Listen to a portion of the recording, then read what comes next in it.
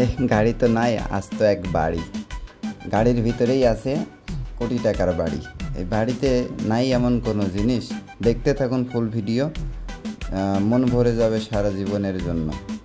এখন এই গাড়িতে আছে ফ্রিজ, আছে সব ফ্রিজ আছে, আছে টয়লেট, আছে বেডরুম, আছে সোফা সেট। বসে বসে খাবেন চা, লাগবে মজা বেশি, তাই তো এত দাম গাড়ির। রোলস রয়েসের বেশি। কে বলবে কে করবে এত বিলাসিতা? করার জন্যই তো এত কোটি টাকা ছাড়া কখনোই হয় না বিলাসিতা। আর বিলাসিতা করতে হলেই লাগে কোটি টাকা। যার আছে সাধ্য তারই হবে এরকম একটা গাড়ির মধ্যে বাড়ি। আর এই গাড়িতে নেই এমন কোনো জিনিস। আছে এসি, আছে টিভি, আছে ফ্রিজ, আছে ওয়াশরুম, এমন কোনো জিনিস নেই এই গাড়ির ভিতরে নাই। আর রোলস রয়েস এই জন্যই বিখ্যাত। তা দেখতে থাকুন এই গাড়িতে। এই যে দেখুন বাথরুম, এই যে জানালার পাশ দিয়ে রয়েছে, এই যে কিচেন, কিচেন আছে, ওভেন আছে, ফ্রিজ আছে, সাউন্ড সিস্টেম আছে, দেখেন টিভি আছে।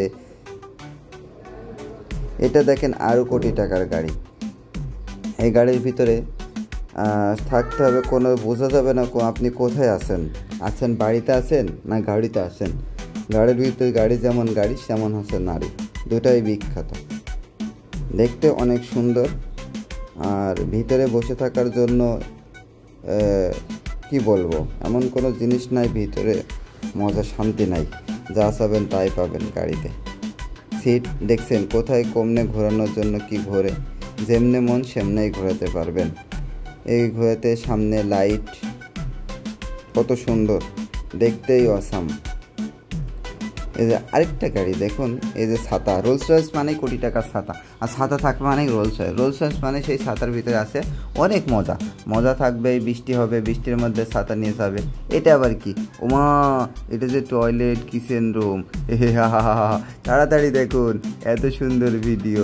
কেমনে দেখছেন? হ্যাঁ, হ্যালো ভাই, বলবেন না যেন আমার ভিডিওটাকে একটু লাইক সাবস্ক্রাইব করতে। আপনাদের বিনোদনের জন্যই, আপনাদের দেখানোর জন্যই আমি আসি এই তো আপনার ভিডিও নিয়ে। ভিডিওর পাশাপাশি আপনাদের সাথে করতে চাই বিনোদন।